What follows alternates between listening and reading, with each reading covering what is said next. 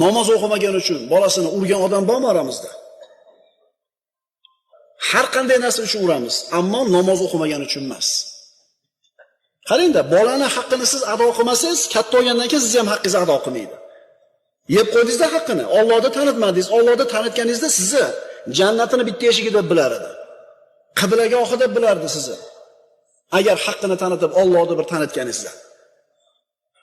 Endi siz haqqingizni berardi. Endi bermadingiz, endi bu ham siz haqqingizni bermaydi. Agar 16 ga yetsa, otasi uni nikohlab qo'yadi. Domla, uylab qo'yishga qarzi yo'q deb aytgandingiz avvalgi mavzularingizda. Bu qanaqa nikohlash bo'ladi bu? Bu uylab xotin olib berish emas. Birovni qiziga xutba qilib qo'yiladi. Bir solih bo'lgan, dindor bo'lgan, musulmon bo'lgan oilani qiziga xaridor bo'linadi-da, xutba qilib qo'yiladi. Uylab qo'yadi emas, uy solib beradi emas, mashina olib beradi emas. Agar 16 ga yetsa, uni otasi nikohlab qo'yadi, so'ngra uning qo'lidan ushlab dedi: "Tahqiq senga odob berdim, ta'lim berdim, nikohlab qo'ydim.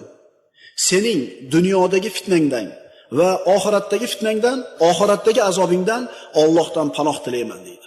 Mana haqqini bajarib bo'ldi bu odam. 16 ga kirganda haqqini bajarib bo'ldi.